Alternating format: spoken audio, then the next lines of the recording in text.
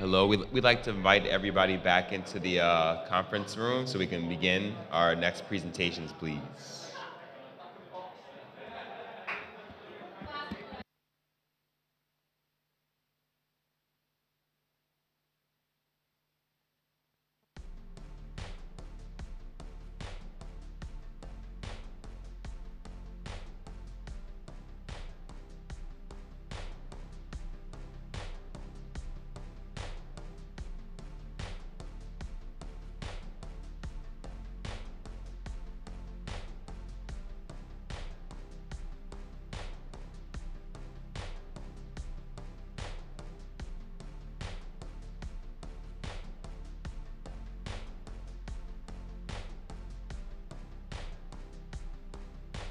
All right, we're going to invite everyone back into the room so we can get started.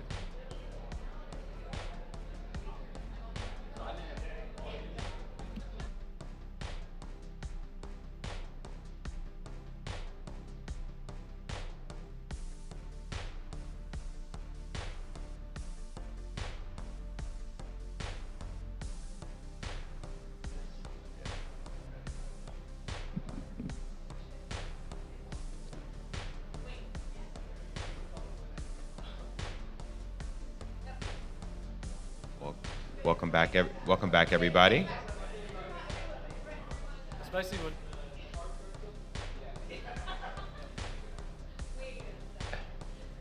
I am trained as a teacher, and I have all these tricks that I can do to get people to quiet down so we can get started, things like that. But I don't want to have to go there.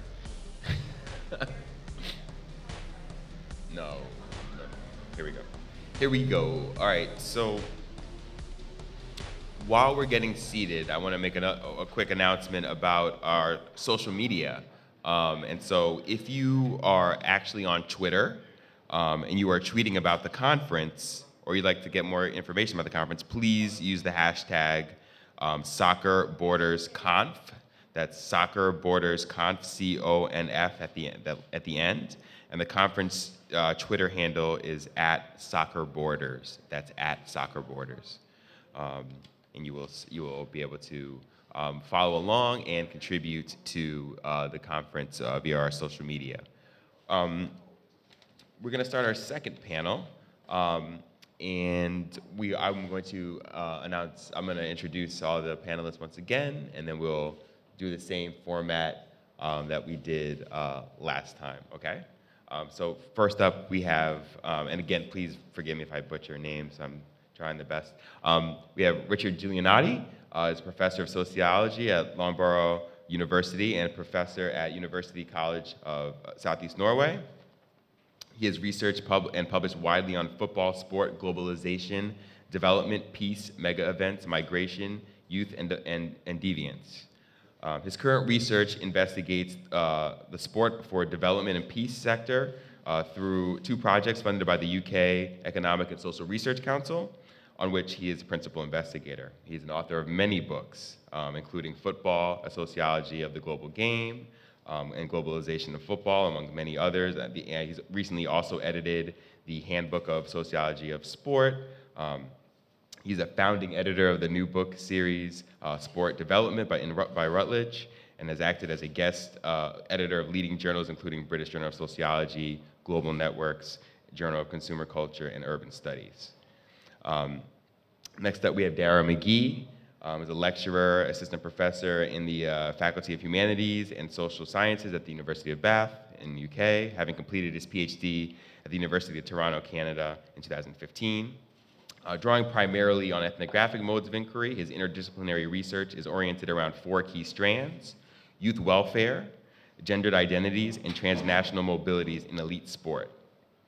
The politics of sustainable development in post-colonial Africa, human rights and social justice in sport and leisure contexts and technology, sports gambling practices, and mental health. Last but not least, we have Deniz Afton, who was born in 1990 and lives in Istanbul for 10 years. She's currently writing her master's thesis in the sociology department please forgive me, in Bogazici, sorry about that, University, where she's also working as a research assistant. Her thesis focuses on sexuality politics in the embodiment process in and around the soccer field in Turkey. From September on, she will continue her studies in global cultures MA program at the University of Bologna. She is among the founders and players in one of the queer-identified soccer teams in Turkey. And she's writing on soccer gender nexus in feminist and sports magazines. So thank you very much. And I'm going to hand these out right now. Okay. Denise has asked that I hand out a brochure of hers, so I'm just going to pass these back. Okay. Some materials for one of our presentations, but I'm going to invite Richard to the stage first to give his presentation. Thank you very much.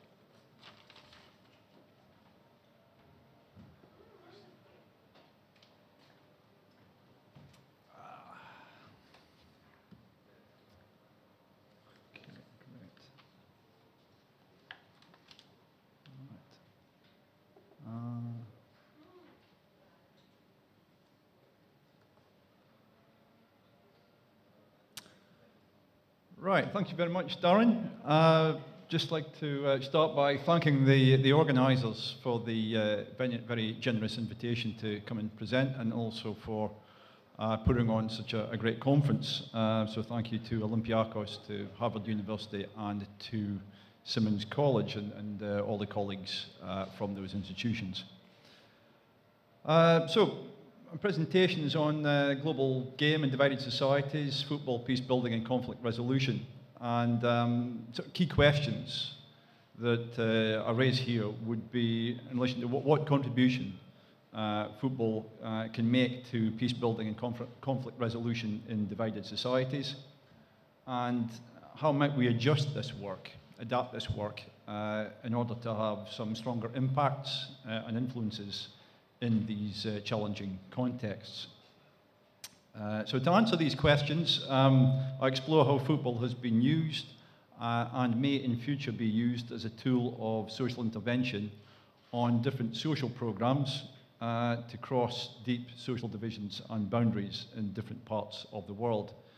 And so what follows comes to a large extent from the primary research into this area of development work, which I've undertaken with different colleagues on different projects over the past 15 years or so in Europe, especially in Kosovo and Bosnia, also in South Asia, the Middle East, and Southern Africa. And this research will continue through a new project in Africa and South and Southeast Asia. Specifically, that's Nepal, East Timor, and Cape Verde. So to begin, provide some context here and our background. Over the past 2 decades, there's been a mushrooming of what we might term the sport for development and peace sector, which I think Dario mentioned in his presentation. And this sector uses sport to promote different types of development, such as in gender equality, health promotion, reducing crime, peace building, working with refugees, and also to tackle issues of radicalization, which has become a prominent area. Football programs that pursue peace building and conflict resolution are therefore embedded within this global SDP sector. And these programs are usually implemented by non-governmental organizations of different size and scale. These are NGOs, and these NGOs receive guidance and funding and other types of support from different key agencies, such as football clubs, as we see with Olympiacos, federations, sports federations, national governments and embassies, intergovernmental organizations like the United Nations and its different agencies, and also private corporations and other donors. So there's a whole range of stakeholders involved in this sector conducting this work. The program focus is on young people of varying ages, although usually in a broad scope of aged around, from say around 10 years through to early or mid-20s. So the focus is largely on those young people. In broad terms, football programs use the game to promote social contact and to break the ice, as Gasser and Levinson say, to break the ice within divided communities, often in contexts where such interaction is otherwise quite minimal. In doing so, these programs seek to challenge the ways in which the other has been demonized.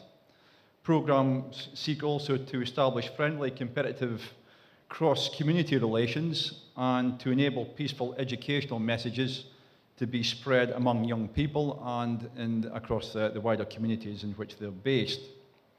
And these programs are also intended to rehabilitate and to re-socialize people who are traumatized or otherwise badly affected by war. And in the past, this has included child soldiers in West Africa, for example, who've been at the front of conflict in those locations. The programs vary in their modes of implementation. Some programs might run fully competitive games between teams from different communities. Other programs more commonly will mix the participants into different teams and perhaps focus more on skills rather than competition. Peace-building messages may be conveyed during or at the end of different sessions, or these messages may be more implicit, with the main work being to bring the communities together and to allow social interaction to unfold during the case of the program sessions. The next question is why is football viewed as an important tool for this work? The game has some clear pragmatic attractions for these programs. It's pretty much universally known. It's very familiar to most of the participants. Popular, obviously, among young people. Requires minimal equipment, so it can be quite easily improvised. So minimal equipment and facilities, and is quite easy to organize. The game also has a broadly recognized and agreed set of rules in which interaction involving rival groups can take place. So there's that kind of rule-governed foundation for the implementation of different sessions. The game obviously crosses many linguistic and cultural barriers, so play can proceed where there is no common language, and that's obviously important in many locations. And many football programs feature mixed teams so that cross-community collaboration and teamwork can be woven into the play that proceeds during the programs. And so at their best, in the ideal scenario, these programs can offer participants a mix of sociability, teamwork, education, and fun, while seeking or giving an insight into the possibility of transcending ethnic, religious, political, and geographical borders and divisions.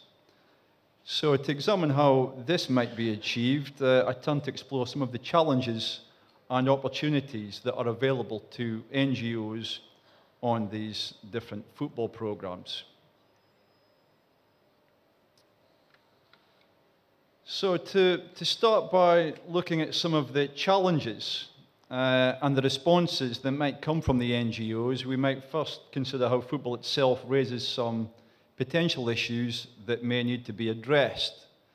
And at everyday level, program leaders may need to find ways to promote the full participation of girls, and this can be done in various ways. This is an issue in many contexts because of the relative marginalization of girls in terms of forms of play and social interaction with boys. So the NGOs, to promote this gender empowerment dimension as well as to promote peace building, can do this in various ways, for example, by adjusting the rules of play, and also by seeking to advance different educational messages within and through play as well. The competitiveness of football can have some negative social impacts, and there have been cases, perhaps early on during the running of some of these programs, where running these competitive games between one community and another has had adverse impacts. So these programs have had to be rolled up. But this aspect can be balanced in the programme with a focus on developing skills and the fundamentals of play, as well as having mixed teams from different communities to participate. During extended sessions and programmes, stronger impacts may also be experienced if football is mixed, as I say, with other games and sports. And connections to elite-level players and clubs can be beneficial, so long as these links are not a distraction from the programme goals and the implementation of the sessions, the practice sessions themselves. Looking beyond the game, peace-building programmes respond also to a wider set of challenges, and the context in which the programmes operate are of critical importance here. So programmes usually operate in challenging locations where there are deep and often raw collective memories and very local symbols of conflict and division. There are different ways in which the conflict is memorialized or suppressed by the different parties. And one way, you know, the memorialization of these conflicts, the symbols of war and sacrifice are often in the background when these programs are taking place. So that's something that needs to be managed by the programs. Another challenging aspect to these programs can be where there's no generally accepted agreement between the different sides over what peace deal should be in place. So there are these wider kind of political issues going on over what peace constitutes. And obviously another issue is surrounding the lack of social contacts, which can often occur between the different communities. So these contacts are restricted or minimized, and programs seek to bridge those divisions. So thus, in some contexts, there may be substantial levels of mistrust between the two communities, and there may also be significant flashpoints in sport and in other social areas where the conflicts resurface and intensify these community divisions. Now, these different factors make it more challenging for peace-building programs to operate, particularly by securing the participation of young people from the different communities. In some instances, NGOs find that parents and guardians may be very reluctant to release their children to participate, especially if the NGO is working mainly in locations that are dominated by the other side and where there are kind of powerful beliefs in those communities about what might happen if the children go to the other side to participate on these programs. Peace-building programs can be well positioned to meet these challenges if they follow a variety of strategic and practical approaches. These include having a long-term presence in all of the communities in order to slowly develop and evolve strong connections with stakeholders, and also to build relations of trust with local people. A second key point here is particularly important, and that involves developing a strong network of local volunteers who can help to reassure parents and guardians on the security of the programs and to recruit participants. And the volunteers are often young people who have themselves participated in earlier versions of the program and who are therefore in positions to show younger people how enjoyable and beneficial the program may be and what the young participants can get out of the programs. So the volunteers really play a critical role here as intermediaries in crossing different borders, different divisions between the two communities that are being brought together, the border that exists between the NGO and also the participants and the local community as well. So there's that kind of border between the development system or sector and the local community. And there's also that border in a temporal sense between the past and the future.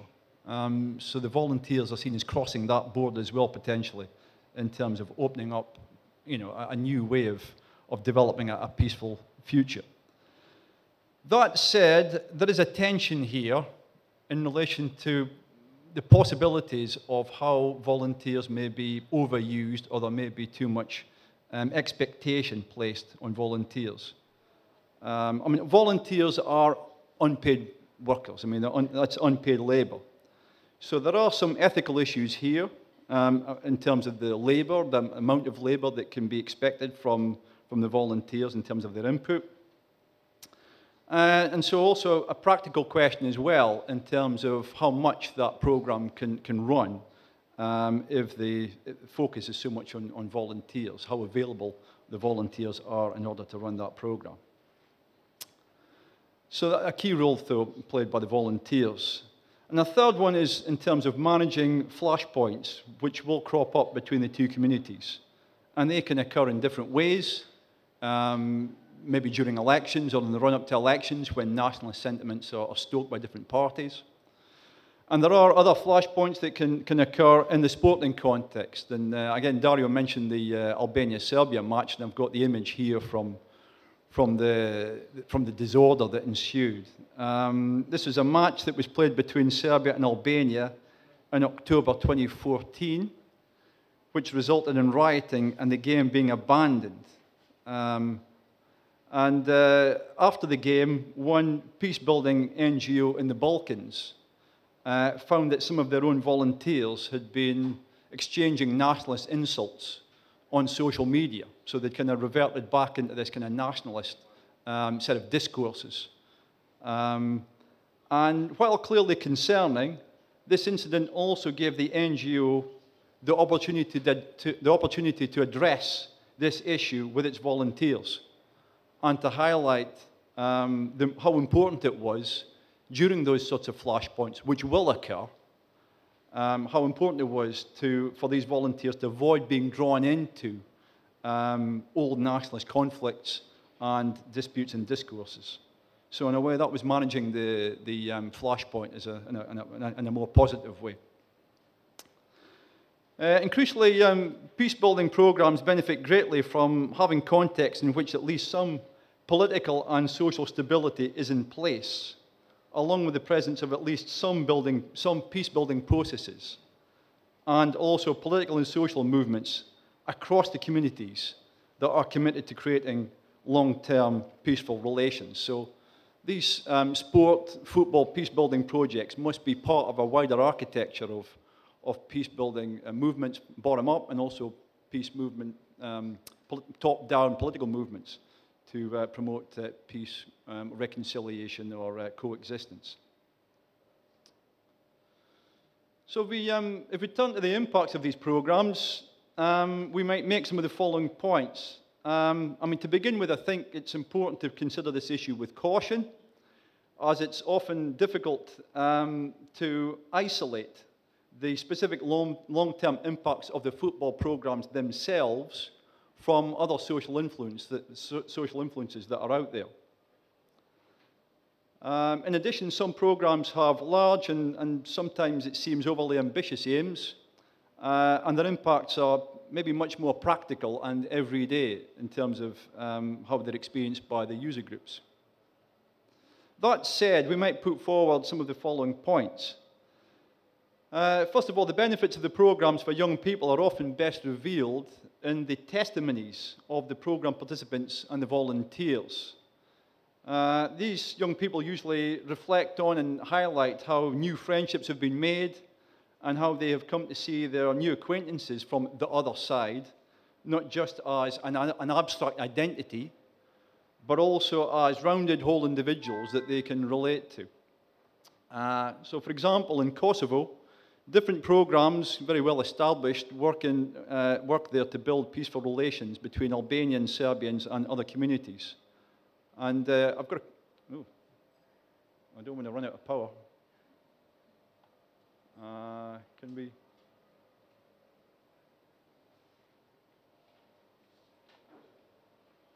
Something's. Right.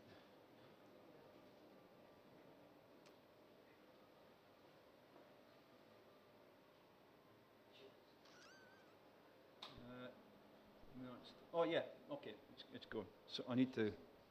I've lost the PowerPoint now.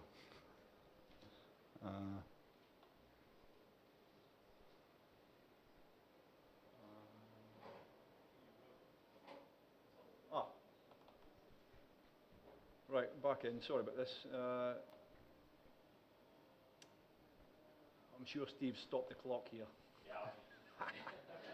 This goes into injury time. Okay, right.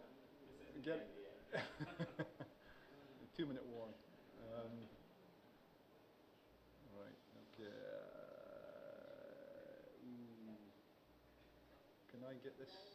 Click on this. Right. I want to get rid of that. Can someone help me out there in terms of what to press to get the full screen? Oh, it's there. I'm seeing it different. Oh, right, good. Right, sorry, yeah. So just to get a testimony from one participant in a program in Kosovo, making the following comment on the perceived benefits as they saw it. I think you can read that for yourselves, but maybe the key point there is to highlight that last part. In terms of a statement regarding how they sort of make new friends and good opportunity to meet people from other parts of the community, other communities in Kosovo, and to make friends all over from all over Kosovo. Kosovo, quite a small nation, but a lot of ethnic enclaves there. So in many ways, Serbs are located, for example, in areas where they have not a lot of interaction with Albanians, and vice versa. So the program providing that facility for stronger interaction to take place. Other wider impacts that could be highlighted in terms of these programs would include the crossing of gender divisions. This occurs through having girls as program participants, but also more subtly, these programs can draw older generations of women, mothers and other women, into public spaces to watch the program activities and to socialize. So there's a sense of empowerment for wider groups of women as well. The programs may also help the personal and social development of young people. For example, in acting as program volunteers, young people may cross over important symbolic boundaries between childhood and adulthood and between their own marginalized communities and the wider global development sector. Peace-building programs have also had to be careful about the possibilities that these activities may have other unanticipated and even negative impacts. I mean, these may include, for example, intensifying some community divisions, for example, by staging sport activities where inter-community violence occurs.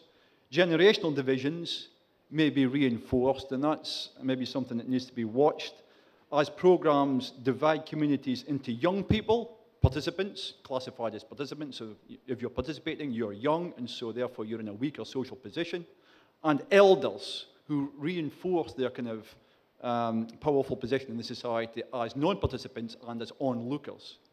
So that could be a slight dysfunction of some programs. And global divisions may be reinscribed if programs involve white, young, middle-class officials from the global north arriving to impose their development agendas across poor communities in the global south. So there's a concern that there's a kind of reproduction of neo-colonial relations potentially through some of these programs.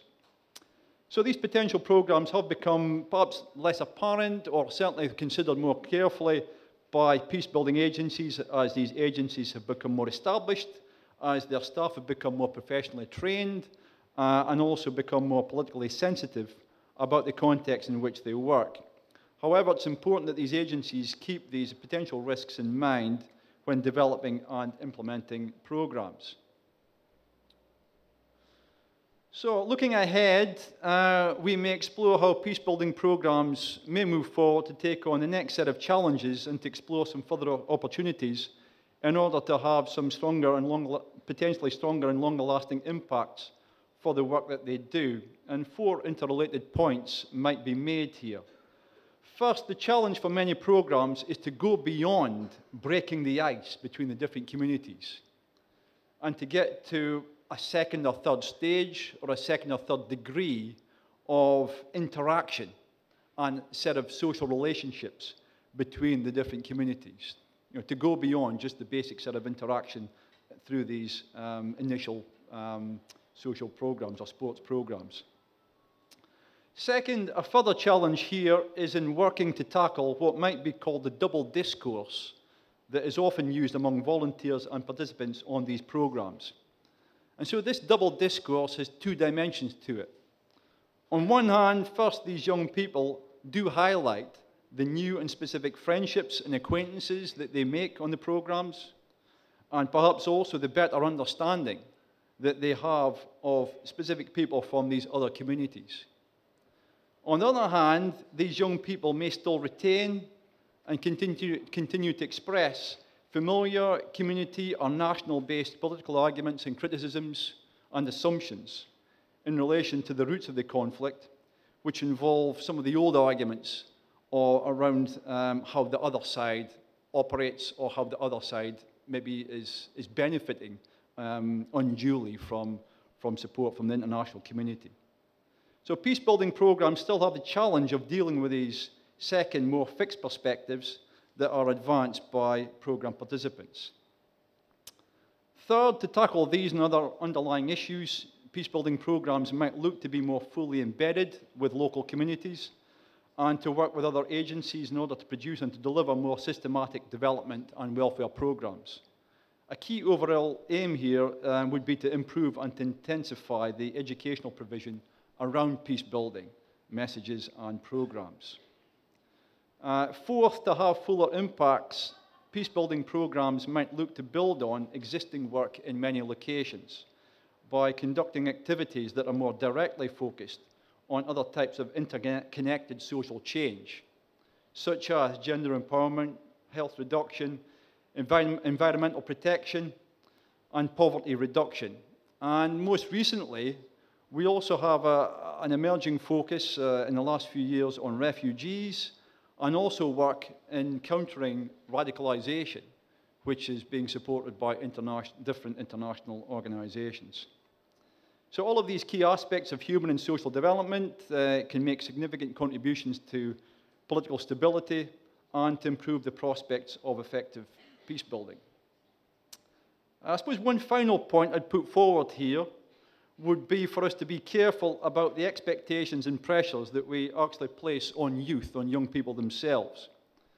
We have to be careful that this isn't a further exploitation of youth, for example, in terms of the overuse of unpaid labor. The programs do have a focus on youth as the way forward, and there's so much talk about youth as offering hope, and youth providing, a peaceful future. And that youth will provide the labor and the work and the potential to get there, to reach this kind of peaceful future that's out there. Now, one concern is that perhaps this is maybe too convenient a focus for key decision makers, political, corporate leaders, and others, to pass the expectation and the responsibility so much onto young people, rather than exercising their own responsibilities and their own actual potential influence. So we need to put these peace-building programs, and also, in many ways, the excellent work that goes on in these programs, into that kind of wider political context. So, with that conclusion, I'll thank you for your attention.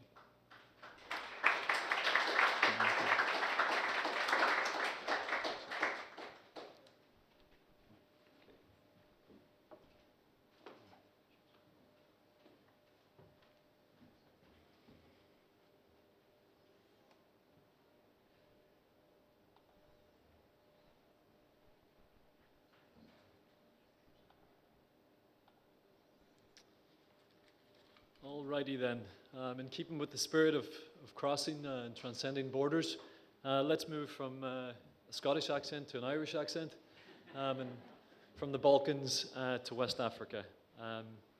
Let me begin by adding to the collective weight of gratitude expressed to everyone that's been involved in the organization, the funding, and the hosting of this conference, including the Weatherhead Initiative on Global History at Harvard University, colleagues at Simmons College, as well as our most generous hosts, Olympiacos FC.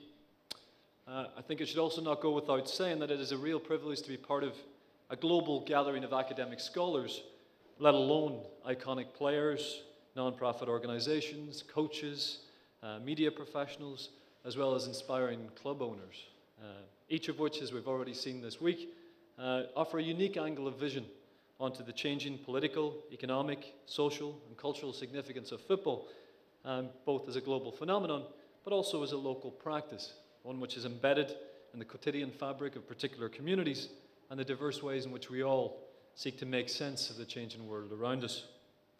However, much more pressing than this, as Mr. Marinakis eloquently captured during last night's opening remarks, is the need to better understand hitherto underexplored or plainly neglected questions concerning the game's social responsibility, even accountability to the most vulnerable echelons of these communities. These questions are rendered particularly prescient in a moment of grave inequality, mass displacement, and capitalist excess. My own contribution here today is anchored in the context of West Africa, specifically Ghana, a context where, since commencing my PhD research in 2012, I've been conducting fieldwork on the political economy of football in the contemporary moment, a moment when the ever-expanding reach and riches of the game and Europe's lucrative football economy in particular has seen the search for talent expand more deeply and durably across the African continent. In truth, much of this project is traced, plotted, and stumbled upon entrepreneurial opportunism and exploitation that are rife within the illicit underbelly of West Africa's flourishing export economy in youth talent. Here, however, and in the spirit of this conference thus far, I want to explore the case of one particularly noteworthy exception. In particular, in seeking to shed light on the relatively ambiguous relationship between youth, football academies, and the politics of sustainable development, I turn to the case of the Right to Dream Academy, located in Ghana's rural eastern region. But before I do so, I briefly want to set the scene. And I apologize in advance for the selective 2-decade history in 2 minutes flat. So, since at least the 1980s, fueled by the enhanced global visibility of trailblazing players such as the Ghanaian Abedi Pele, Roger Mila of Cameroon, and the Liberian George Weah, the migration of African footballers to Europe increased exponentially, a trend which inspired a new generation of youth to follow in their footsteps. I'm thinking here of the Ivorian Didier Drogba, Samuel Eto'o, Michael Essien, and many, many others. By the turn of the century, profound changes have taken hold in the political and economic landscape of the game across West Africa. In particular, agents have emerged as the game's influential gatekeepers, domestic clubs have transformed into commercial and extractive ventures, and a new wave of football academies became a powerful influence on the talent pathways emerging in the game. Of these, few have borne interests that reach beyond the systematic sourcing, refinement, and extraction of youth as raw materials for export to the highest bidder in Europe, a dynamic that has not only drew widespread neo-colonial criticism, but often led to major conflict with the local communities in which these academies have been situated. Particularly edifying, given our focus on community development on this panel, is the case of the Red Bull Football Academy in West Africa, which gradually closed its doors across a period between 2010 and 2014 after a long-running conflict with the local community in Soga Kopi over land ownership rights and an alleged broken promise to contribute to the very development of the local area and the local community. Elsewhere, allegations abound of rogue agents extorting cash payments for European trials that never transpire, ad hoc academies enticing talented youth out of school, trafficked teens abandoned in North Africa, others left homeless on the streets of European cities. However, this is but part of the complex picture of football's changing landscape in West Africa.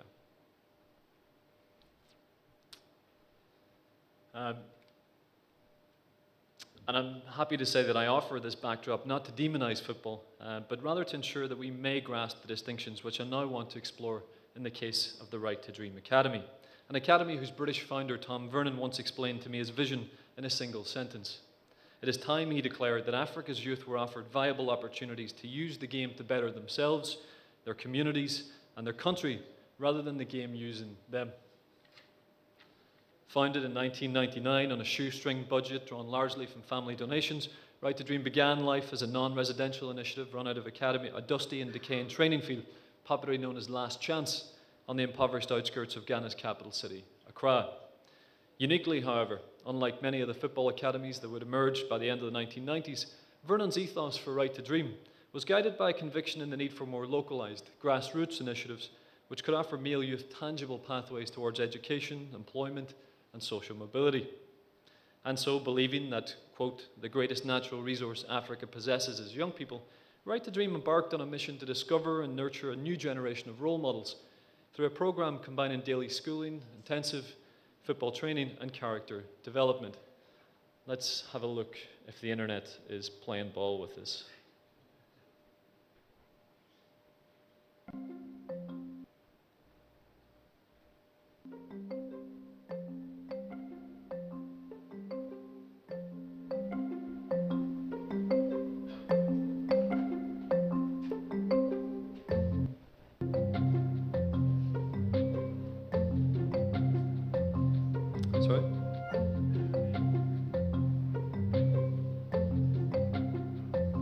I think this is the premier facility on the continent. We have 60 staff now at Right to Dream. You know, we have 8 grass training pitches. We've got a beautiful educational building here. We've got great accommodation for the boys and girls and also really good accommodation for the staff. We really provide the kids with everything that they need, from, you know, stable, supportive... It's an audio experience for now. ...life to...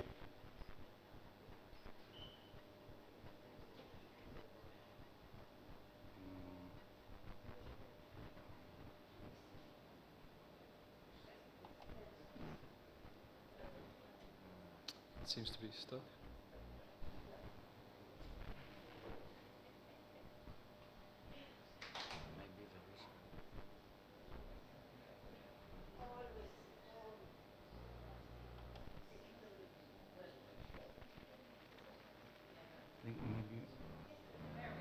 Can we go back to, no, that's not all the way back to the start.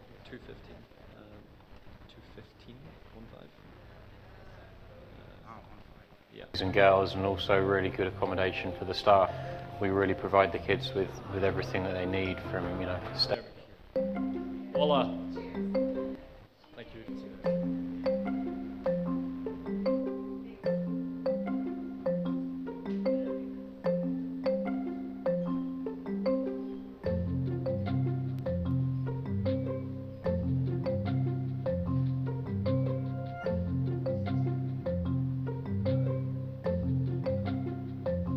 I think this is the premier facility on the continent. We have 60 staff now at Right to Dream. You know, we have 8 grass training pitches. We've got a beautiful educational building here.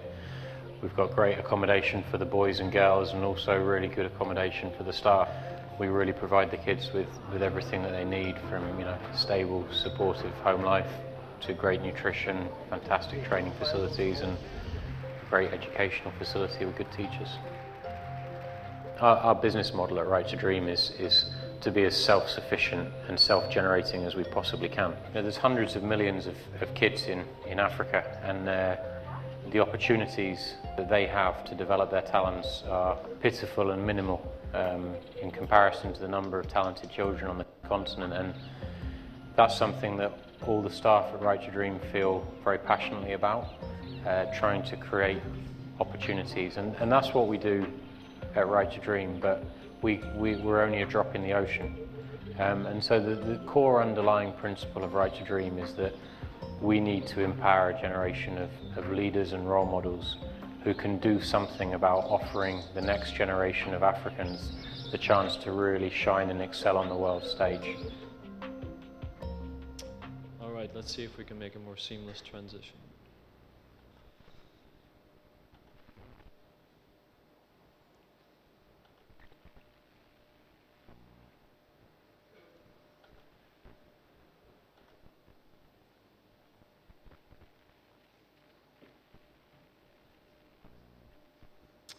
Alrighty then. So, today, nearly 2 decades on from its founding in 1999, Right to Dream has grown into an internationally acclaimed organisation, which transcends any narrow categorisation of a football academy. Certainly its popular association with the systematic production of youth talent for export, trade and consumption in football's global economy. Indeed, if you have a look here at the mission, you can tell it transcends simply the production of young footballers and starts to think more about the social responsibilities, the need to create role models, and the idea of what that role model might look like in the context of West Africa. Indeed, today, Right to Dream has grown into an organization with registered charity arms in the US and the UK, and a $2.5 million academy campus, including a fully residential, Cambridge-accredited international school and state-of-the-art football training centre on the banks of the River Volta in Ghana's eastern region. Moreover, having led the pioneering establishment of the continent's first girls' football academy in 2013, they've awarded 5-year scholarships to over 100 boys and girls aged between 10 to 18 years old, those recruited from across 8 West African nations alone. And in a notoriously fickle funding landscape, Right to Dream has consolidated links with affluent educational institutions across North America and secured corporate social responsibility funding or partnerships with Tullow Oil, Mantrack, and of course, Nike. But let's have a look at some elements of the Academy itself and the inner everyday life of the Academy. Inside its enclosed and exclusive confines, Right to Dream can be said to function as a secular school of morality, that is to say, a total-like institution in the Goffman sense, which not only comes to stand in for family and community, but one whose reformatory ethos and strict regime of character building are ultimately designed to fabricate a holistic transformation of the self, both on field and in the classroom. He who aspires to be somebody is thus expected to demonstrate total commitment to its regimented program of life. Each day begins just before dawn with morning devotion, before the first on-field training session at daybreak. After a shower and some breakfast, the formal school day begins at 9:30 a.m., with classes running until 3 p.m. before the day shifts back to the football side with the day's second on-field training session, its intensity carefully tailored to the collective energy levels of the boys and the humidity levels of the season. By sundown, the boys report for dinner before the formal day ends with personal study. Rather fascinatingly, where requested, this evening study period is often shortened so as to allow the cohort to study live coverage of whatever European games are being played that evening. See the top right here for a typical evening scene in the library. Subject to this highly temporalized regulation of bodily action, then, young recruits must adhere to designated times for eating, sleeping, studying, and training across each day of the week. Beyond these formal sanctions, the performative regulation of academy culture is tangibly evoked during meal times, when the entire academy cohort congregate in the open-air dining hall and eat in the shadows cast by mounted wall boards, each inscribed with chronological listings of former academy captains and high-flying scholars, as well as the achievements of all those who came before. Yet these images mark not one's original point of entry into the inner workaday universe of the academy. For adorning the top of the entrance archway, as you can see here on the bottom left, is a quotation reminding one and all of the shared, almost sacred conscience collective that undergirds the academy mission. Do not expect to accomplish your dreams if you're not willing to help others accomplish theirs. To add to this kind of empirical flavor, we see here a rendition of the Academy song, which is sung each morning in the opening air dining hall, suffused with affecting notes on the valor of African youth and their moral mission as role models in the making. Morning renditions of the Academy song play a powerful role in conveying how the social character of morality is cultivated, learned, and enacted through the interaction order of everyday life. I'll not give you a rendition of the song just now. Perhaps most impressively, and something that a lot of NGOs, a lot of non-profits like to evade, is to simply chart the phenomenal growth and impact of Right to Dream through the numbers game. The phenomenal growth is perhaps best captured by the global reach of its, as you might have seen in the video there, its self-proclaimed world-class graduate pathways, which have seen a remarkable 34 graduates become professional footballers at elite clubs across Europe and North America since its founding. Particularly noteworthy examples include Thomas Ajapong, who signed for Manchester City earlier this year, as well as Abdul Waris of FC Lorient in France currently, who had the honour of representing Ghana's senior national team, popularly dubbed the Black Stars, at the 2014 World Cup in Brazil, a milestone moment for the Academy. On the other hand, however, and looking at the more enduring social responsibility of the Academy, and perhaps looking at its more impressive impact in the spirit of this week, is to chart that on the other hand, a further 44 graduates have been awarded over $11 million in educational scholarships to schools and universities in the UK and the US. In particular, US schools such as Hotchkiss School, Millbrook School, and Kent School have taken on at least 1 to 2 graduates per year.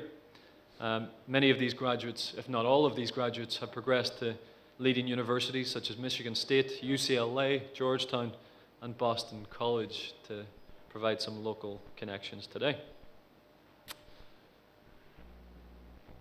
A really recent example that I think highlights perhaps an alternative pathway into the top tiers of the game is the case of Abu Danladi, if anyone recognizes him.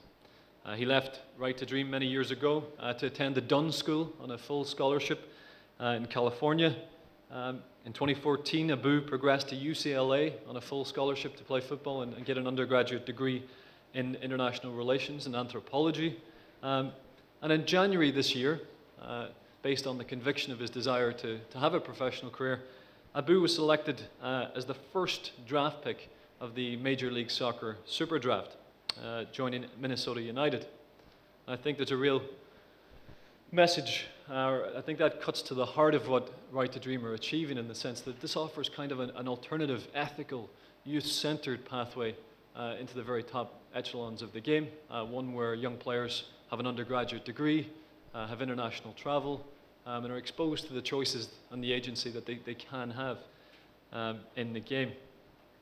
To deepen our engagement with the model and to kind of muddy the waters a little bit, I do want to come back to the figure of 12-year-old Adama. I want to go back to an ethnographic scene featuring Adama and myself in 2012. Adama was an Ivorian recruit to the academy while I was attempting to teach some basic French. And the scene in question is a scene where we spent the morning preparing the short speech that he was going to deliver he was about to be awarded his formal scholarship that afternoon. His parents had come in from Abidjan. It had been quite a month for Adama, a month in which his journey began on the outskirts of the Ivorian capital, Abidjan, when he was handpicked from amongst the 30,000 young recruits that Right to Dream survey every 2 years. And he was invited to showcase his talents over an extended period at the Academy's exclusive campus. After a successful week on trial, Adama received news that a scholarship offer would be provided, and the ceremony in which he would be formally accepted into the Academy community. On the day itself, the ceremonies tend to be very special occasions.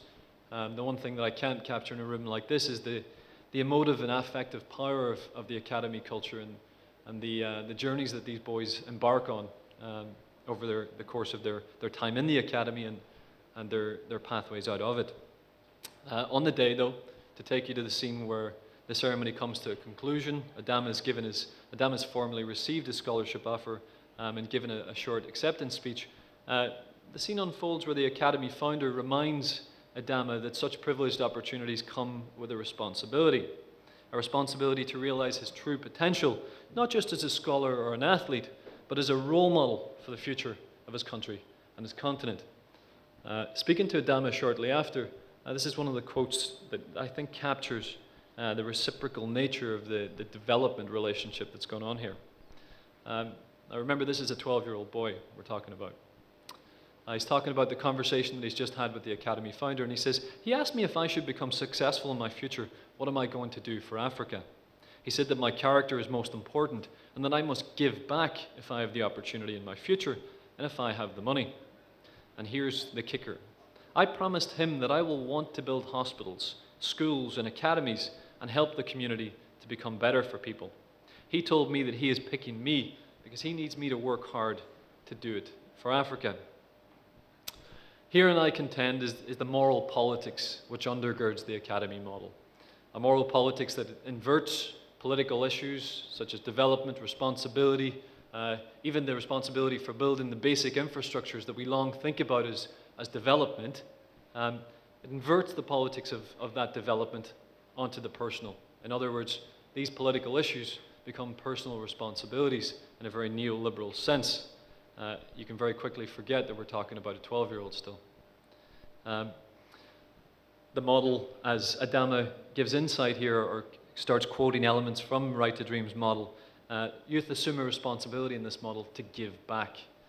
The Academy, this reciprocity, I want to argue, is not unique to Right to Dream. And this is part of my closing argument here. I want to suggest that Right to Dream transcends any typology of a football academy, at least in its traditional sense of producing young footballers, and to suggest that we might align the organisation with kind of a new wave of NGO intervention, some of which Richard has been talking about in the previous presentation, that seek to magnify the moral agency of youth as kind of role models in the making. Richard in particular talked about an almost a forgetting of the adult population in favour of investment in youth. And we see this across the African continent in particular at the moment. NGOs are fervently interested in investing in youth as the key to the future. So let me bring this to a point of conclusion. In particular, I want to make comparisons between Right to Dream and Oprah Winfrey's much publicized $40 million investment in the Leadership Academy for Girls in South Africa, who, and quote, by virtue of their unique education therein, are expected to, quote, lead the enduring transformation of their communities and country.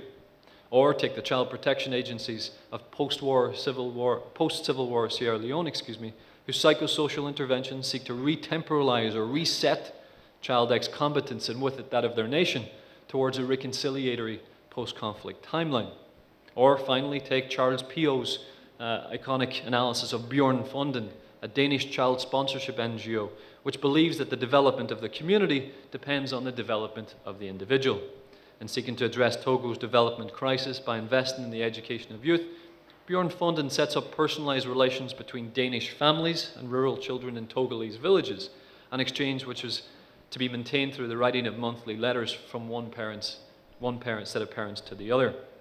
Each of these NGO interventions, much like we see with Right to Dream, can be said to invert the political onto the personal, such that youth are charged with the responsibility for futures unfolding and ultimately, in development speak, always at risk. So, I want to take a step back and make 2 points, two concluding, perhaps more theoretical points. The first is to suggest that Right to Dream at its core offers us a novel prototype for how football academies and perhaps some of the NGOs which have spoken at large may mobilise football and the conferment not simply of the right to play, as we discussed a great deal last night, but of the right to dream. Perhaps in the spirit of this conference, the right to dream beyond the borders of poverty and inequality, education and sport. At the Academy we see a great deal. And even, in this case, the individual and the community. They certainly trouble these relationships in ways that are interesting and troubling in equal measure. And so as its youth graduates continue to transcend continental borders in their pursuit of such dreams, Right to Dream too transcends the typology of academies to become an organisation, at least with the potential to have more enduring social worth. I use the term potential here because Right to Dream remains quite a young organisation. An impact, as I'm sure you're all aware, takes time.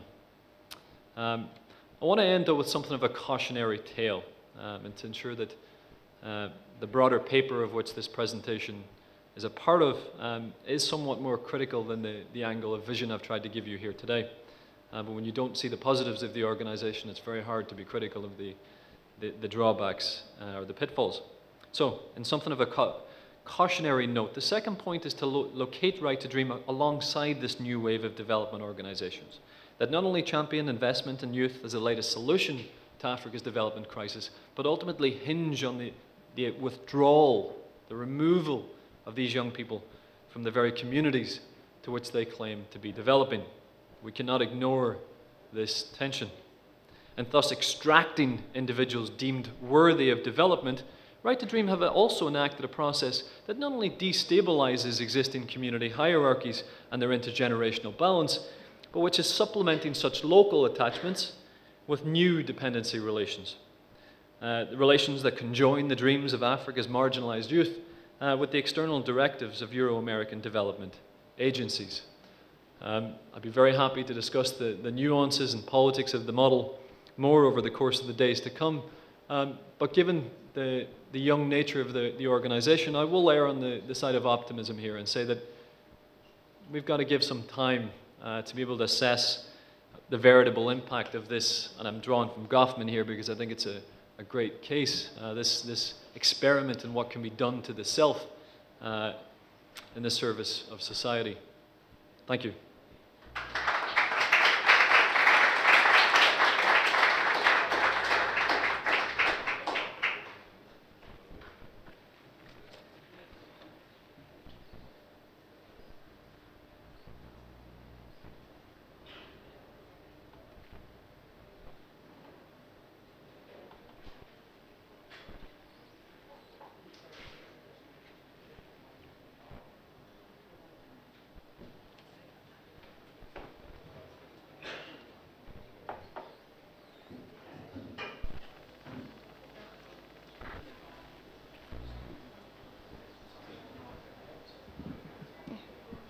Hi everyone.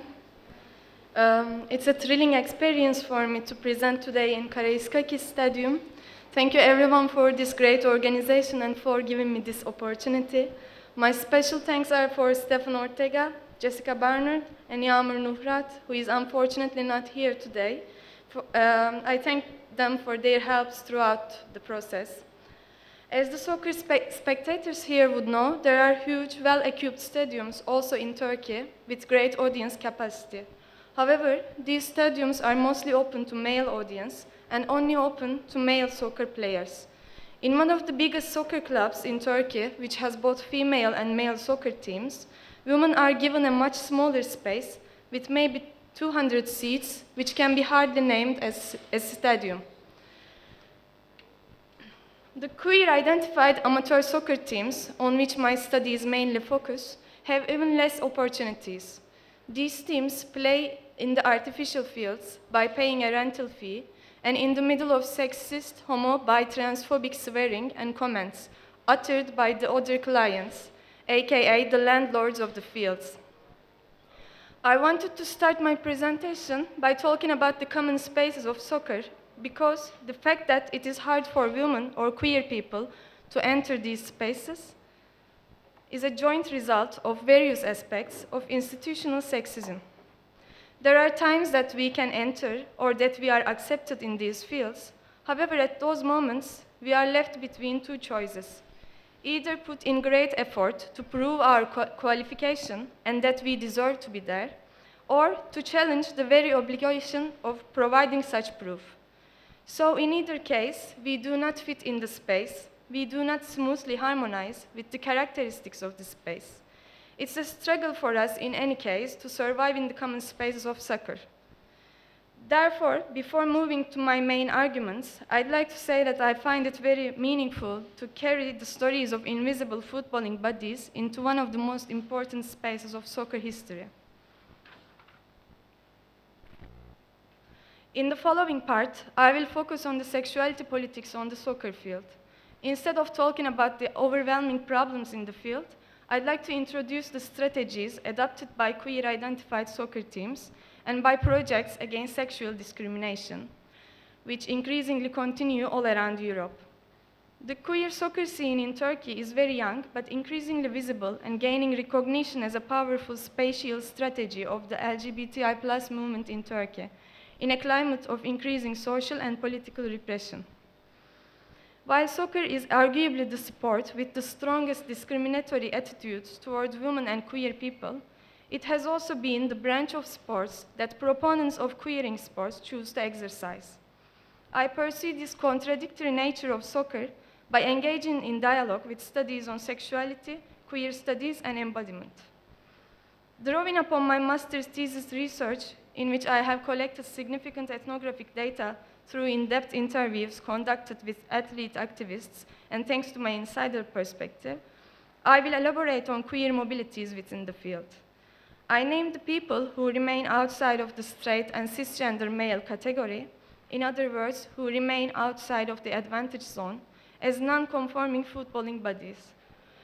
My questions are, why do non-conforming bodies tend towards soccer today more than ever? What does their mobility within the field mean for queer and trans-feminist politics? What kind of potentials, as well as tensions, negotiations, and transgressions does their mobility within and across soccer spaces bring along? As mentioned above, I have adopted an insider perspective since I am among the founders and players of one of these queer-identified teams in Turkey, Athletic Dildoğa, which was founded in 2015, inspired after a soccer game organized in Transpride in Istanbul. But there is a stronger reason which triggers the emergence of these teams one after another in the last years, and this reason is Gezi resistance. I will not go into the details of Gezi due to time constraints, but I just want to say that Gezi has radically changed the strategies of using public space and proliferated the ways and spaces of resistance.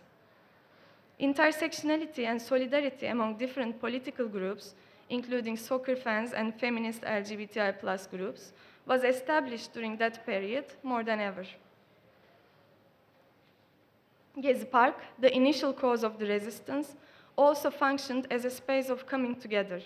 An intersectional way of resistance was experienced by large groups of people for the first time in their lives, and it gave cause for many future collaborations and creative grassroots movements. Karşılık, founded in 2014, was one of these groups, as the first and biggest gender-mixed amateur league with a gender quota.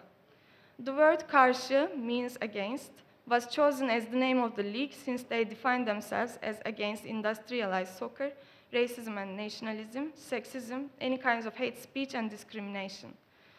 Right after Karşılık, there occurred a similar initiative in Ankara under the name of Özgürlük, meaning free league, with the same motive. They also positioned themselves against commercialization of soccer, electronic ticket, sexism, fascism, racism, capitalism, oppression, and homophobia.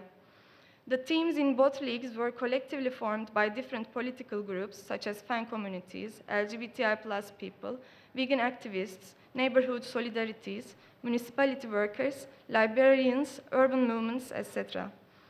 So these leagues provided a space for different groups to get to know each other, to experience transformations as a result of conflicting political agendas. One of the teams in Özgürlük, Sportif Lesbon, can be considered as the first team which introduced sexuality politics in the soccer field. In the same month with Gezi, we had the chance to witness the most impressive and crowded Pride March up until then in the LGBTI+ history of Turkey. The strategy of dispersing in the Pride March, which was banned by the governor of Istanbul in 2016, can also be interpreted as an influence of proliferation and dissemination of ways and spaces of resistance after Gezi.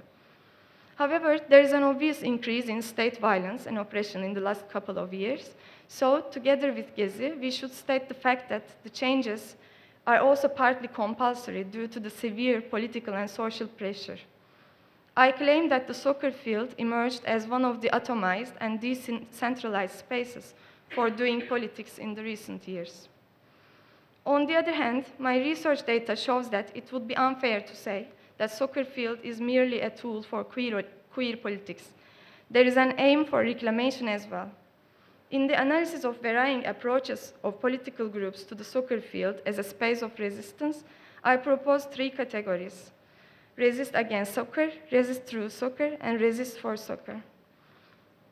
As you can see, resist against soccer being against the existing structure of soccer, resist through soccer using this game as an instrument to convey certain political claims, and resist for soccer, as the name implies, resisting mainly for being able to play soccer.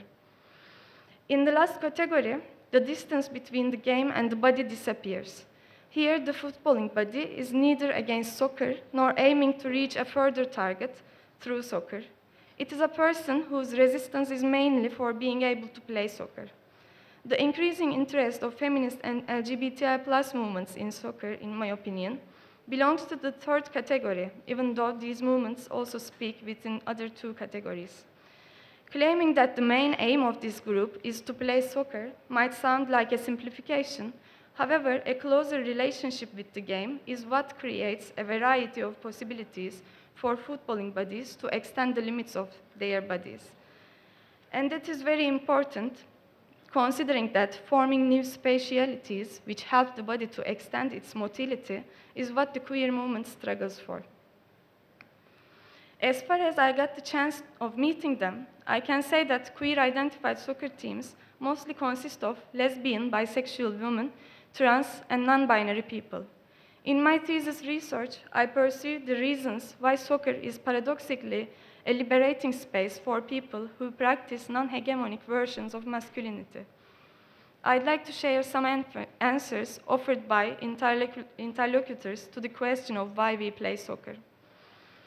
First one is, soccer is the most popular sport in Turkey, and it might be logical to choose this sport as a tool for LGBTI+ activism in terms of visibility promises. Second one, the prevalent structure of the globalized soccer world and its dominant discourse, which humiliates the bodies that cannot or do not want to perform hegemonic masculinity, might provoke these people to reclaim this space. Third one, lesbian and bisexual women, masculine women, non-binary and trans people face higher levels of discrimination than straight women based on their attitudes and actions, which conflict with the image of normative womanhood. So they are in constant struggle with the orders of what to do and what not to do, where to enter and where not to enter. Our familiarity with border wars might enable us to be more radical and less hesitant in claiming our right to be in the soccer field, another participant suggested. And the last one was, one participant told me that soccer is like a blanket, a space where many people can perform their masculinity without the obligation of coming out, a space where people might cover their identity whenever they want, since it is already a masculine space. Considering the world of certified female soccer players in Turkey, this blanket serves them to feel freer as they are, while not pushing them to the identity or visibility politics. Sara Ahmed talks about the straight line of life. She draws an analogy between the linearity of life and being straight, heterosexual, by claiming that a straight person's body is aligned with the progression of everyday life.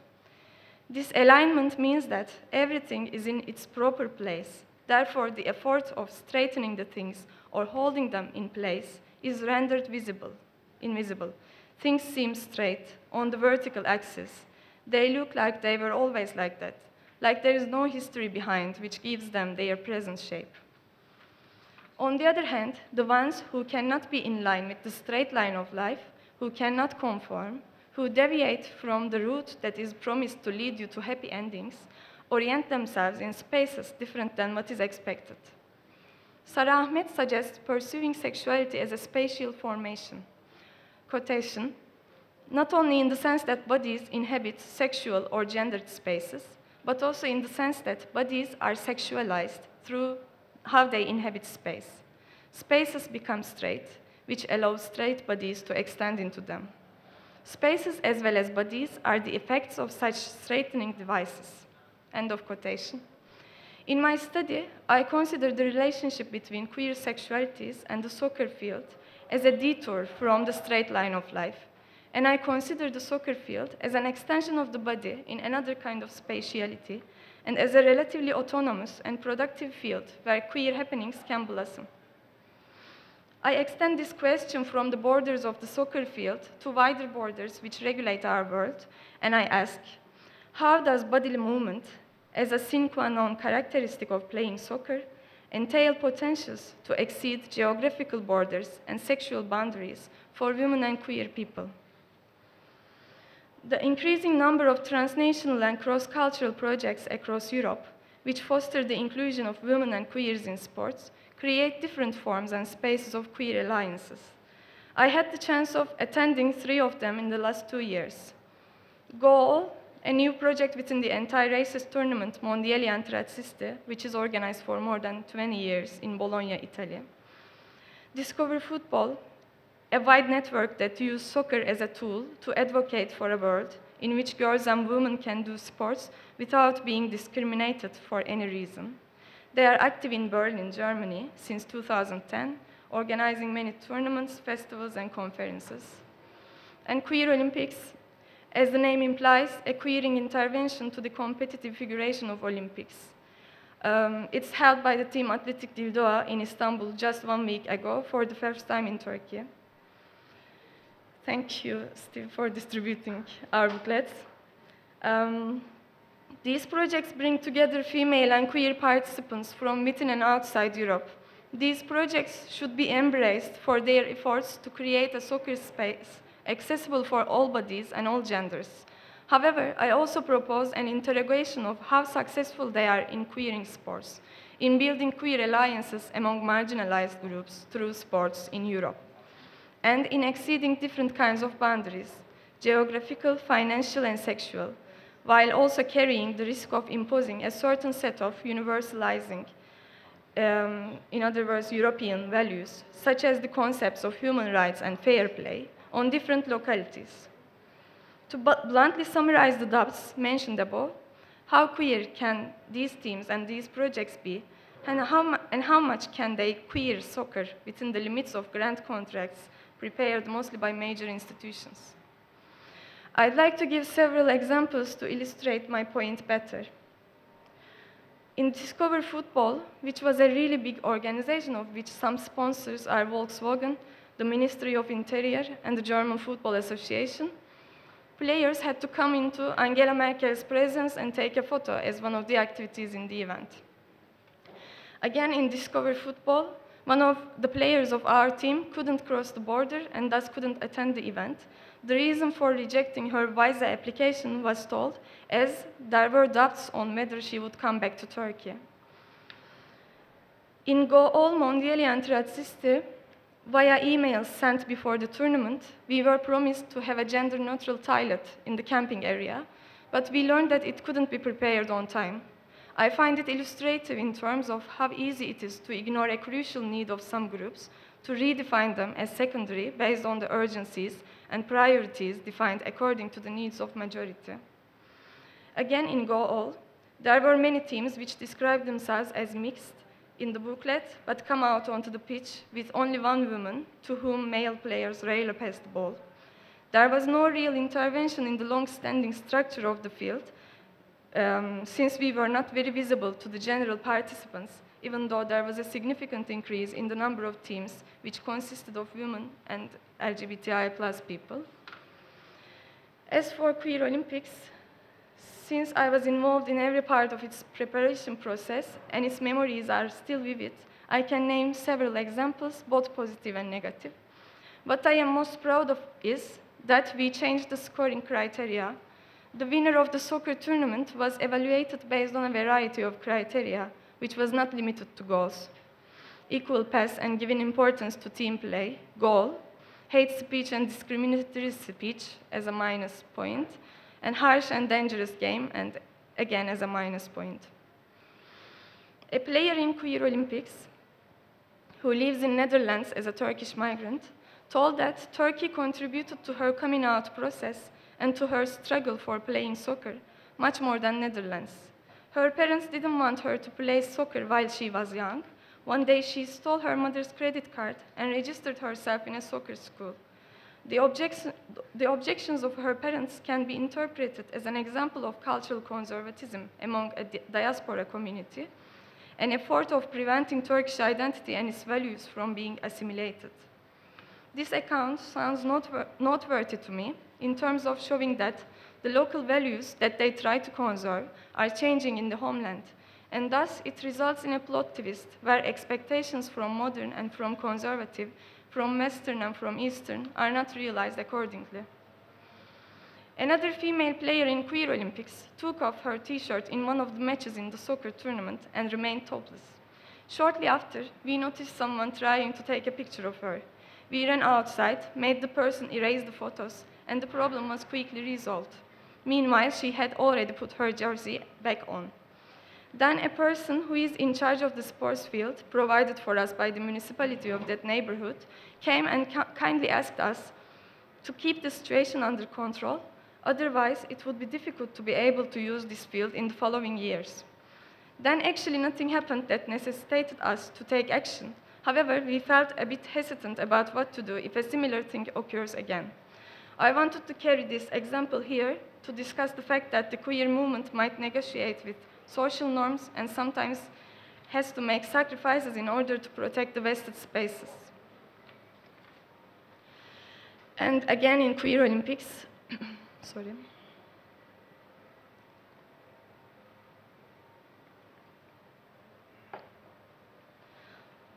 We didn't have big arguments about the structure of mixed teams and the absence of a gender quota. However, we had some experiences that manifest persistent gender roles in soccer. For example, when a mixed team started to lose against a women's team, they forgot about the critics of competitiveness and about the effort of unlearning of our internalized prejudices, and they increased the number of cis men in the game and started playing more harshly, which fortunately didn't work in the end. And of course, it resulted in a minus point for them based on the scoring criteria I just mentioned. Playing games is not a free time activity for queer people, nor is it a part of nostalgia filled with nice memories. It is the right we try to obtain and protect by opening ourselves to the fields. In my approach to the soccer field, I conceptualize it as a transformative space with a deviated temporality where divergent sexualities could take shelter in. But it is not an easy or a smooth process at all. All these attempts and all these growing projects conducted by the teams and by the NGOs with the aim of exceeding and transgressing the borders of the soccer field bring along negotiations and tensions, as well as accelerating possibilities. To conclude, I'd like to quote Donnelly, who states that democratization through sports and democratization of sports are two different processes. The number of studies and projects about maintaining social and gender equality through sports has increased rapidly in the recent years. But if the structure and organization of soccer and other sports are not sufficiently problematized, sports might still carry the risk of remaining as a regulatory space where social inequalities and gender roles are reproduced. A queer approach to sports and the attempts for an alternative figuration of the sports field can offer new paths to operate these two processes simultaneously. Thank you for listening.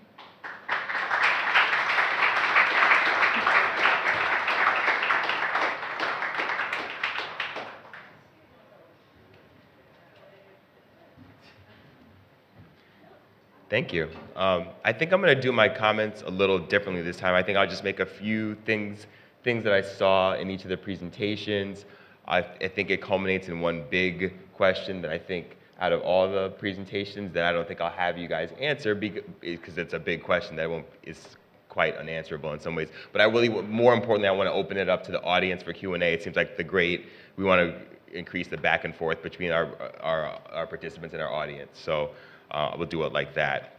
I'm going to do my comments in reverse order of the presenters. So Deniz really, first of all, raises the importance of creating space.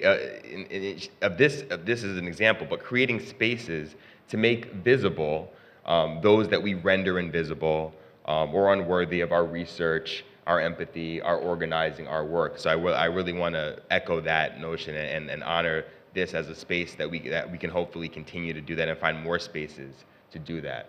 And raises the importance of soccer as a space of resistance. And I was really struck by the notion of resistance against soccer, resistance through soccer, and resistance for soccer. And I think that's another great tool for us to think about in general and the ways in which soccer is being used as a way to resist against many things. And I think you also really help us think about how bodies occupying specific spaces as it can be a disruptive, transformative, and political act. So just merely being in a space as you are, as you are, is an act of resistance in and of itself. And it builds on the notion, we talked about in a lot of earlier presentations, of claiming, reclaiming, defining identity via football as a political act. And so I think that's something that I really took from Deniz's presentation. Let's do this the right way. In Dara's presentation, I know, having conversed with Dara outside of the presentation, I know he's very, and as we all should be, very concerned about the commodification, the exploitation of hope, of potential and humanity, right? In the form of helping young footballers achieve their dreams. And I think the example that he shows in the academy that he highlighted is that we need to attend, I think it was Mike in the previous presentation talked about the different needs that folks have using the Maslow's hierarchy of needs, and that the importance of attending to the vital needs of our youth beyond trying to develop football skills and football talent, right? And so the importance of a more humanistic, holistic approach to developing youth as opposed to developing football players or young football players. And the notion of what are we really doing if we're only attempting to develop football talent instead of helping youth developing a sense of agency, right? It's because especially the notion that, you know, there are going to be lots of young folks going through academies. Clearly not all of them are going to achieve at the highest levels. And so is it that you go through the academy and then you make it and then it's, you know, and that's a success, and if you don't make it, you know, nice use of the academy, but that's all? Or does the academies have more broader goals that they should be aspiring to? But also you're highlighting the potential pitfall of youth if we develop youth, especially in developing nations, that they may not come back to the communities that we're actually trying to develop in the first place. Hence, I think the important points of trying to develop agency in the youth in the first place. And then in Richard's presentation, exploring the real opportunities and challenges of NGOs using football as a vehicle for peace building, right? And there's a lot of things that he's helping us think about. Making sure that the initiatives by the NGOs aren't what we call in the United States a Band-Aid solution. In other words, a solution that you go in, you solve a problem real quick, and then you leave, right? That's just, it's pretty clear how that would not be a sustainable way of achieving the goals that the NGOs are trying to achieve. The notion of the over-reliance and the ethics of relying on volunteers to do this very important work, right? This is peace building, this is people trying to heal a lot of different things, and the notion of relying on volunteers to do that, what does that mean? You know, a deprofessionalization potentially of work that's very important, right? And of course the potential to exploit unpaid labor in that regard.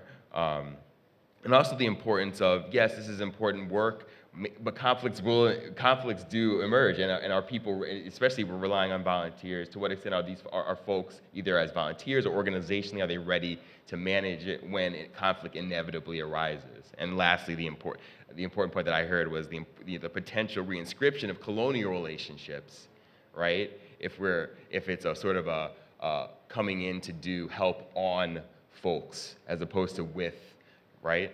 And importantly, helping us think about the need to consider how peace-building issues and initiatives are isolated from, connected to, informed by larger peace-building initiatives, right? So if it's just this thing that happens over here in a little vacuum, separate from other larger, broader initiatives, what are we really doing here? It made me think of, a specific question and then a larger question. In the context of Richard's presentation, it made me think about who defines or frames what peace looks like in this case, whether it should be, or whether peace should be pursued at all, on what terms, what if the stakeholders disagree on what that means, right? Those are small questions that made me think, that came up in Richard's in particular, but I guess what it made me think more broadly, and I think all three of them made me think about the question of basically who gets to dream the future for communities, right? Or even gets to construct their present conditions. Like who is making the decisions about this? And I think I heard in Richard's presentation this notion of a grassroots, a top-down versus a bottom-up approach to empowering, building, defining, redefining community. And the notion of whether these dreams for the future, the conditions we're trying to construct in the present is either imposed or an act of self-determination or self-definition, I think, is the big overarching questions that I think come from all three of these presentations put together.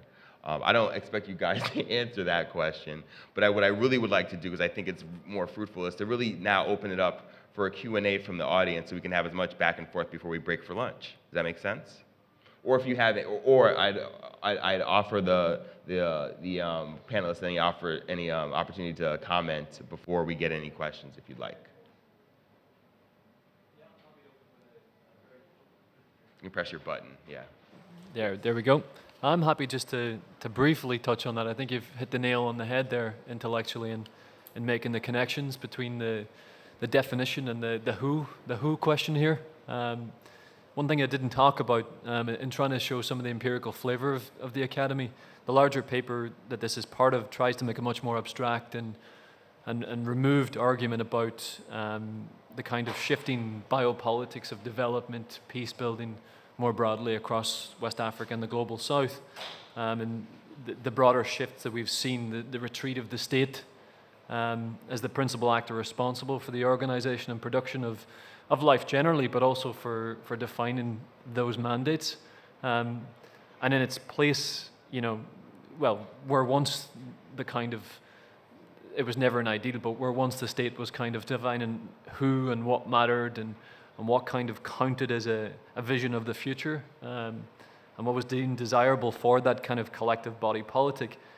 Today, that's kind of where I try to situate this vast assemblage, Right to Dream being one small example of a broader assemblage of organizations that mushroom overnight across the global South, promising to redeem visions of the future and to solve problems that have, been deeply structural for a century.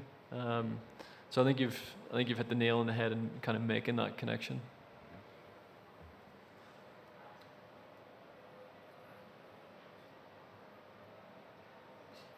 And yes, I see a question, yes. We have a microphone, right? Yes, great, thank you.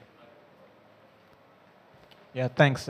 Question to Derek. Thanks for a critical view on the Right to Dream Academy in particular.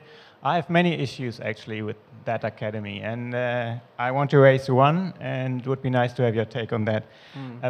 One of my problems with the Right to Dream Academy is that they produce problematic images of what is success in life.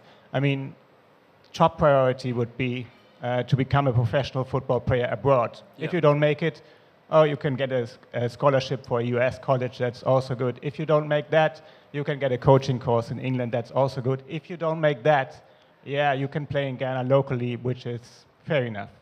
So this outward orientation, spatial mobility-wise, that is problematic because success can only be found abroad, and they do little to promote trajectories to success locally, and I find this very problematic. Also because I think there is an implicit image of promoting neo-colonial pictures there. For example, I talked to Right to Dream scholars or players there, and I asked them, what do you need to become a professional footballer if you want to? And they said, well, the first thing is I need to have discipline. If I'm not disciplined, and we Africans, we are not disciplined, then I can't make it. And where do they get this image from? Yeah. And secondly, their coaches at the academy put a lot of effort into getting rid of African styles of plays, for example, trick-loving attitudes to the game, and more to sophisticated attitudes to the game, which is a European style of game, so to frame it. So in this way, they reproduce, I would say, African inferiority and a notion of European superiority, which is very problematic, I think.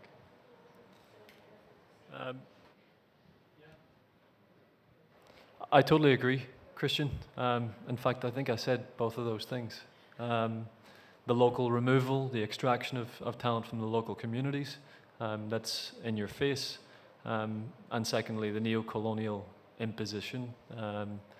Have you spent time at the academy? Because you're bang on with the kind of discourse around playing style in particular. And you do hear the boys, the character traits that I popped up in one of the slides, the boys repeat these character traits like a mantra in a way that is difficult to comprehend on a daily level. The vocabulary of motive is completely grounded in those 7 character traits, which of course is problematic. You're not seeing me argue with that. But where I find myself, where I found myself over the course of the year and 2 months that I was doing my fieldwork, I began interested in the politics of migration, the trafficking scandals, looking at what was happening to agents, looking at the kind of ad hoc academies across Accra. And I found myself arriving at Right to Dream, having seen some of the more scandalous elements of what football is in West Africa. And I think it's very easy as scholars to kind of adopt what James Ferguson termed a politics of denunciation, where you pretty much situate yourself constantly as the critic. I tried to step beyond that and to kind of depict the nuances going on there. Because in many ways it's too easy to call neo-colonial narrative here. We're past that era. I think that was the 80s and 90s.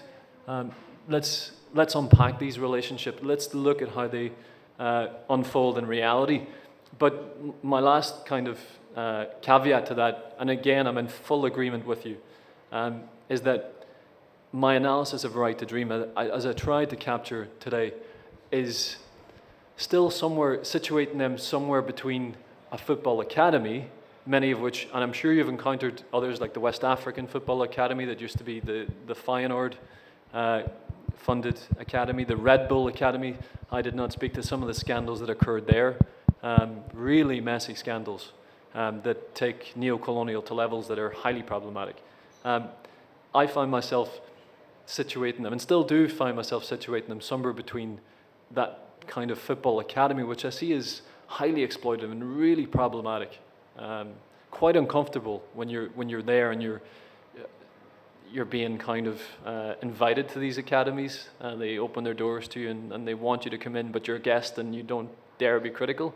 I find myself situated between Right to Dream as a football academy and something more than that. And I'd be delighted to sit down with you, or even you can share the paper to which my presentation is a part of today, which is actually highly critical of what's happening. And in taking a jump beyond the football academy, tries to situate how Right to Dream is highly problematic in the bigger picture of this broader assemblage of NGO interventions that claim to be redeeming visions of the future. Sorry for the long answer.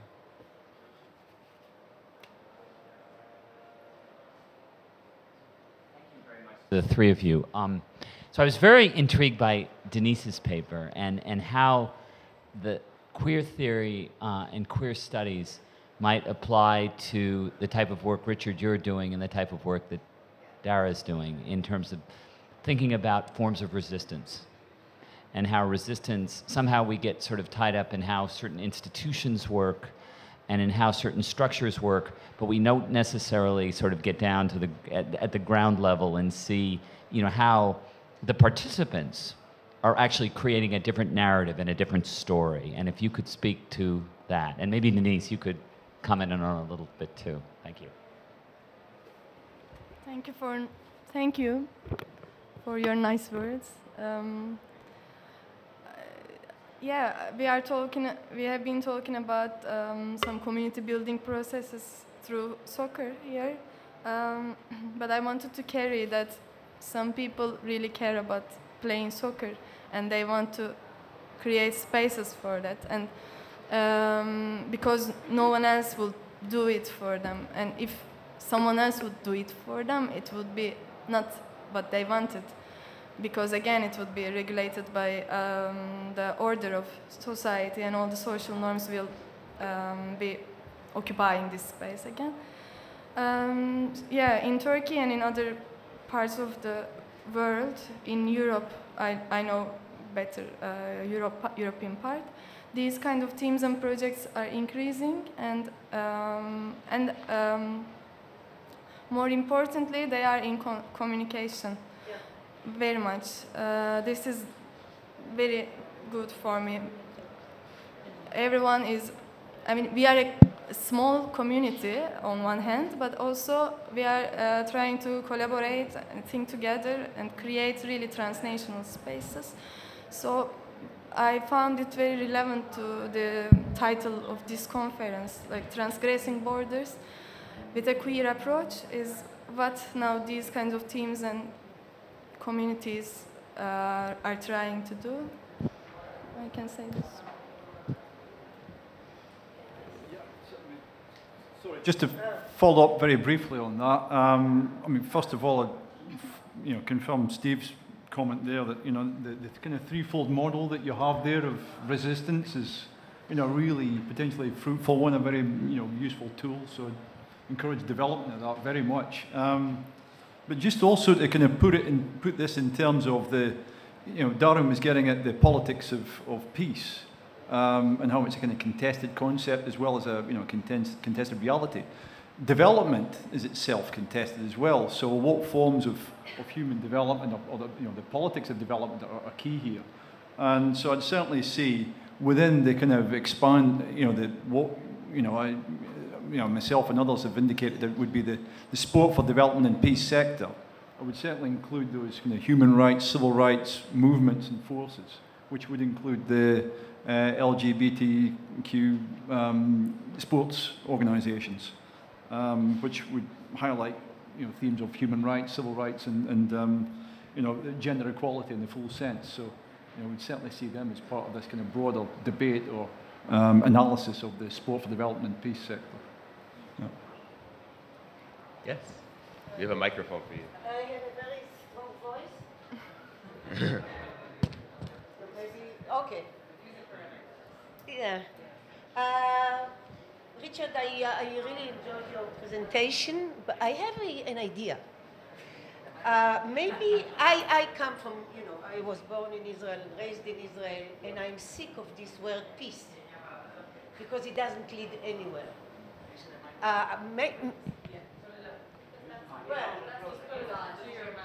To my mouth. Maybe we should talk about coexistence and not peace.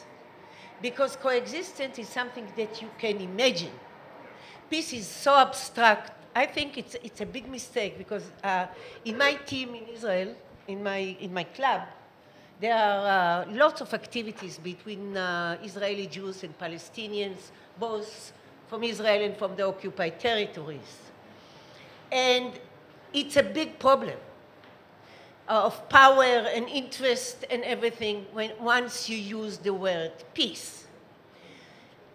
When you start using the word cooperation, then you can, what I call, translate it into practices, into ways of being, into all kinds of things that are more feasible. It's just an idea. Maybe world organizations and NGOs wouldn't like this idea because of this, obsession with the word peace, maybe because it is so abstract. So that's my only kind of, it's just advice. Maybe you are more connected than me to the world and the organizations, football organization. Maybe you can tell them that I told you that coexistence is better than peace. The other one, to Deniz, I loved your presentation. Of course, I teach myself queer theory and feminism. I have one comment about the pitch as a, let's say, permission zone, which I use in my writing, I think you know. I think there is a kind of mutual connection between the pitch and the stands. Because the stands, the stadium, is also a permission zone. You can do there millions of things that you cannot do outside the stadium. You can jump, you can take off your shirt, for men, of course. You can do millions of things there that are not permitted otherwise. So there is kind of, I think, even in terms of policy, kind of try to bring together these permission zones, two permission zones, even in terms of sexuality or other terms, that will kind of work on the audience or on the supporters, on the fans, together with the players. It can be racism, it can be, sexism. I know in some places they try to do it, and I think it can be all this idea of permitting what you are permitted to do that you cannot do in other spaces. That's Okay, thank you for that. Just to respond briefly, yeah, peace, the key word, you used multiple words there. You know, I think you used coexistence and also cooperation, which are also somewhat different. And there are these different keywords that are used, and you're right, they do mean or point towards different things, and they are contested. So you've got cooperation, coexistence, conflict resolution, reconciliation, etc., etc. I think maybe on one hand, perhaps peace is pointed towards a bit more by NGOs as a more effective keyword for building partnerships, and the reality is getting some financial support from international organizations for the projects that they do. On the other hand, you're right, that keyword and other keywords have got problems for so many communities that are the NGOs try to draw into the programs, the projects. So you'll have one community at least saying, there is this question about participation, because does that mean we accept the status quo, which we do not accept as legitimate? And, you know, for example, Israel-Palestine, the Palestinians might point to the UN and say, like, you know, the UN itself doesn't see this as a legitimate, you know, status quo. So there is that as well.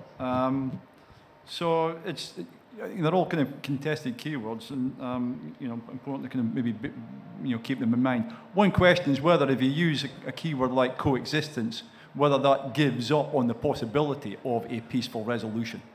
That it's a case of like, well, let's just like stabilize things and keep it ticking over, which maybe for both sides doesn't even, or certainly the way in which these programs are sold by highlighting youth as the way forward and offering a kind of a new future. To just say coexistence would kind of go against that a little bit, to say, well, we just keep things kind of ticking over, but to remove the violence. But maybe there's not enough, a strong enough promise behind that in terms of what can be resolved longer term. Yeah. Yeah. Yeah. Well, absolutely. Yeah. Just to briefly add to that, because I think the criticism of peace applies to development just as much. You probably noticed that I didn't say development too often in the short lecture I gave, for that very reason. As kind of, I don't know if anybody's familiar with the anthropologist Rosalind Shaw. She uses the term future making as a kind of departure from the historical trappings and vocabulary of development, and to open up some new kind of theoretical, but also empirical possibilities that when you step outside of the kind of discursive constructs that are peace, development, and the kind of buzzwords that define the international civil society.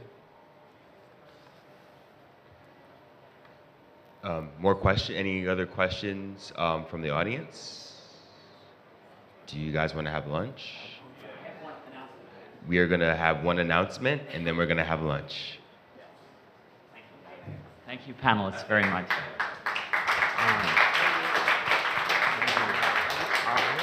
I just wanted to announce very quickly that we have a very, very special guest with us. Pavlos Mamalos, who is the 2016 winner at the Rio Paralympic Games in powerlifting. So he is in the front row right here. Thank you very, very much for joining us. And I think we can all go to lunch now. Thank you.